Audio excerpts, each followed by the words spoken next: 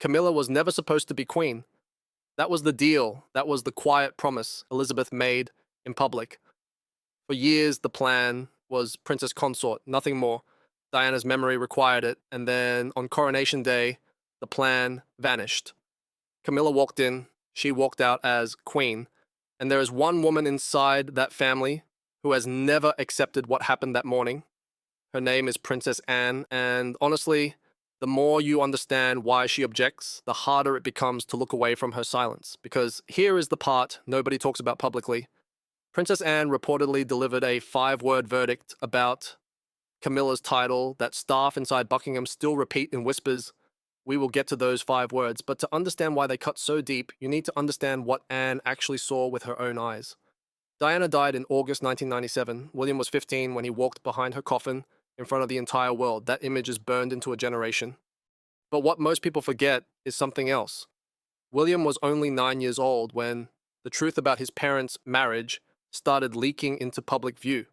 He was a child, reading the headlines about his own mother, hearing the words she would later say herself, that there were 3 people in that marriage. Honestly, you cannot understand any of what is happening today without sitting with that for a moment. Diana built something the institution had never seen before. She made the monarchy feel human. She knelt down to talk to sick children at eye level. She shook hands with patients during the AIDS crisis when politicians would not. She gave the crown a heartbeat. And the woman she was being quietly replaced by the entire time she was doing that work was Camilla. That part of the story has never softened. It cannot soften. Because Diana said it herself in front of the whole world. There were 3 people in that marriage. One of them was Camilla. The promise made afterward by the institution itself was that Camilla would never carry Diana's title. Princess Consort, not queen. That was supposed to be the line. That was supposed to be the unspoken apology owed to a woman who could no longer speak for herself. And for almost 20 years, that line held. Because in Anne's view, and in Elizabeth's view before her, that title was not hers. And then coronation day arrived, May 6th, 2023. The world watched the ceremony unfold inside Westminster Abbey. The crown was lifted, the oath was spoken, and then a second crown was lifted onto Camilla's head. Not Princess Consort, Queen, just Queen, full stop. The room did not flinch. The cameras kept rolling, but honestly, anyone paying attention to faces inside that abbey saw something shift. Because the agreement Elizabeth had made, the agreement everyone inside the family understood, had just been quietly walked over in front of the entire world, and the person who noticed first was Anne. Now look, Princess Anne does not throw tantrums, she does not give interviews, she does not write books. She has spent her entire adult life being known as the hardest working royal in the family. She shows up, she does the work, she goes home. That is her whole brand. And precisely because she never reacts emotionally, when she does react, the silence around it tells you everything. Sources close to the household describe what reportedly happened in the days after the coronation. According to one version circulating among palace staff, Anne pulled aside one senior aide and made her position completely clear. The story goes that she said 5 words very quietly about the new title. Whether that exact exchange happened or not, it sounds exactly like the kind of judgment Anne would deliver, because her public conduct toward Camilla since that day has matched it line for line. There is a story that has circulated for years about William as a teenager. Reportedly, sometime around his 16th birthday, he told a close friend that he believed his mother had been emotionally destroyed by what was happening inside the marriage. Whether that exact conversation took place, we cannot say with certainty, but what we do know is what the public saw on camera: a boy of 15 walking behind his mother's coffin with the entire planet watching, eyes down, jaw set, not crying, holding it. That image is the inheritance William carries. And every decision he has made publicly since then, every careful word about Camilla, every diplomatic photograph, has been built on top of that grief. He has spent years performing acceptance. Honestly, you can see the strain if you know where to look. The polite smile that does not quite reach the eyes, the handshakes held just a fraction too short, the body language at family gatherings that says one thing while the cameras roll, and something completely different the moment the lens turns away. Now look, now None of this has been confirmed by the palace, and royal gossip has a way of turning speculation into accepted truth over time. But the question that keeps surfacing inside the institution is the same question Anne reportedly asked first. Was the promise made about Diana's title broken? And if it was, who exactly was going to say it out loud? The answer was already moving, just not where anyone could see it yet. And honestly, this is where the story stops being about the past and starts becoming about what is happening right now. William is heir to the throne. He knows it. The institution knows it. Every senior aide inside Buckingham knows it. And what he has been doing over the last several years, quietly and without announcement, is preparing the ground for a monarchy that will look very different from the one his father inherited. The signals are everywhere. If you look, the shift in his public schedule, the increase in his sole appearances, the quiet expansion of his private office, the strategic choice of which charities he amplifies and which he visibly withdraws from, none of this is accidental. According to insiders familiar with the Wales operation, William has been working from a long-range plan. The plan was reportedly mapped out in cooperation with a small inner circle of advisors. It covers the future shape of the institution itself. And inside that inner circle, there is one royal voice he listens to more than any other. Her name is Princess Anne. To understand Anne's position on Camilla, you have to understand something most people have completely forgotten. Long before Camilla was a name in the headlines, long before the affair with Charles became public, Anne had her own connection to that family and dated Andrew Parker Bowles. For a period in the early 1970s, the two were involved romantically. He went on to marry Camilla in 1973. Camilla went on to be involved with Charles. The whole web of relationships inside that small social circle is one of those English aristocracy tangles that people rarely lay out plainly. But Anne knows. Anne has always known. And Anne has had her own front row view of who Camilla is and how Camilla operates from inside the network itself, going back 50 years. This is the layer most royal commentary leaves out, because honestly, it changes the picture completely. Anne is not objecting to Camilla as an abstraction. She is objecting from personal knowledge accumulated across half a century. That is not gossip. That is testimony. And the way Anne has expressed her position has been classically Anne. She has not spoken to the press. She has not leaked. She has not written anything.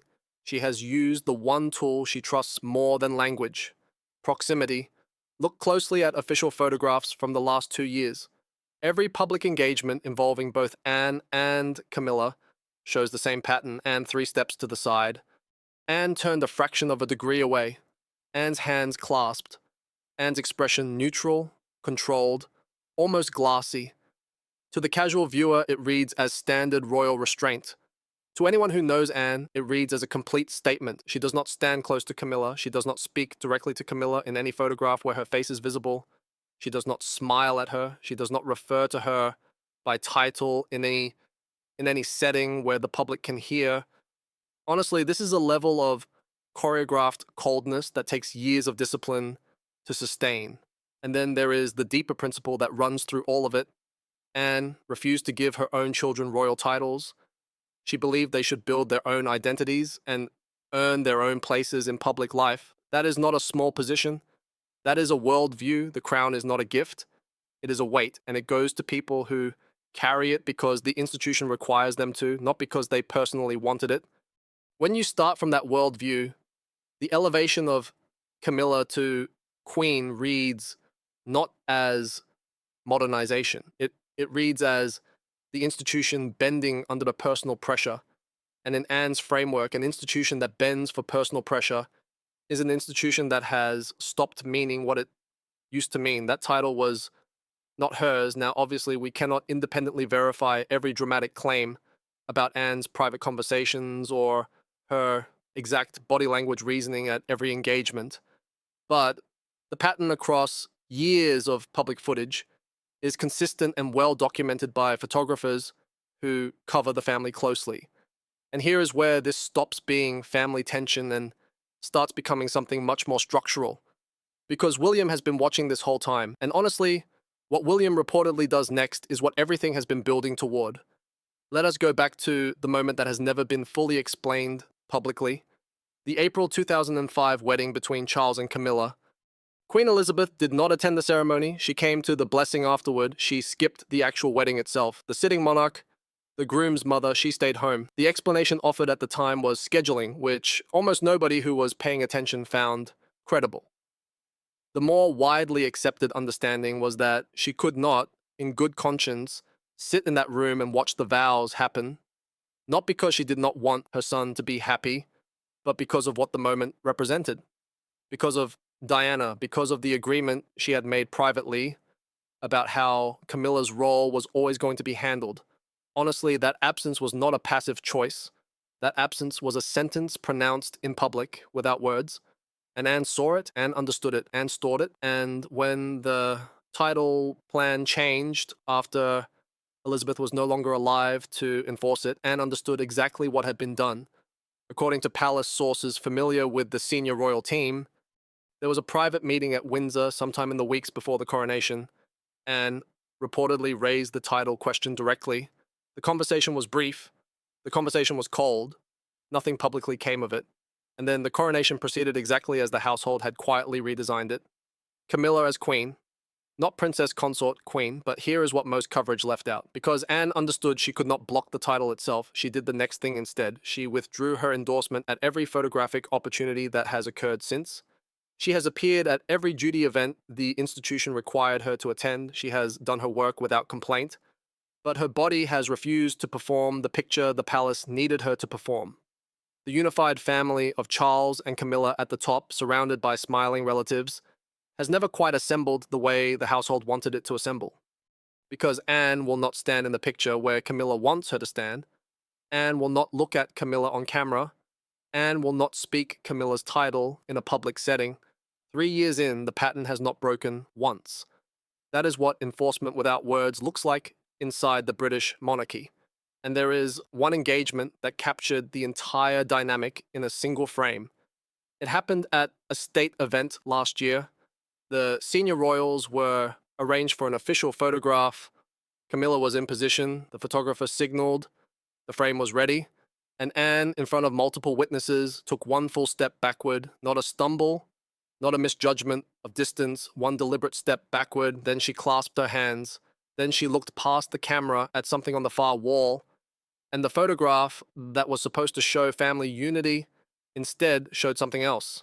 A small but unmistakable gap of empty floor between Camilla and the only sister Charles has. Honestly, the photographers in the room knew exactly what they had captured.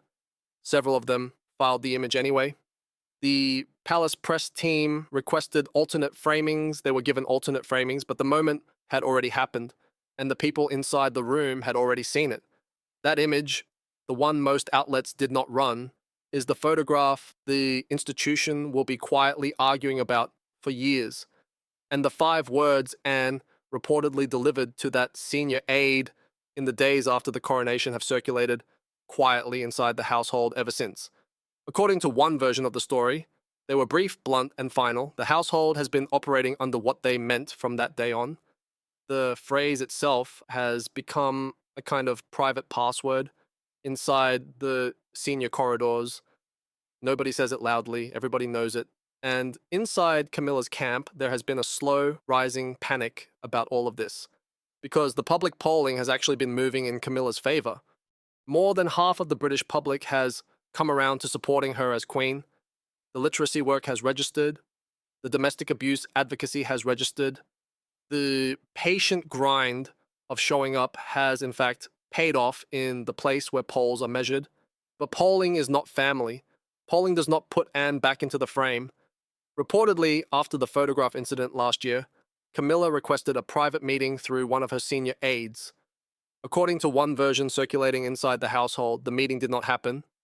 The request was acknowledged. The schedule was reviewed. No window was found. The message landed without the meeting ever occurring. Camilla, by all accounts, understood exactly what had been communicated. She did not press it. She has not pressed it since. The pattern of avoidance is now structural, not situational. Camilla won the morning. Anne won the photograph. And here is the part that genuinely surprises everyone the first time they hear it. Charles has not intervened. The man who waited 30 years to marry Camilla, the man who built his entire post-divorce life around protecting her position, the man who fought the institution to put a crown on her head, has not, according to multiple accounts, asked his sister to ease up. He has not pulled Anne aside. He has not requested that she warm up the photograph. He has not used his authority as king to enforce the unity image his press team would clearly prefer.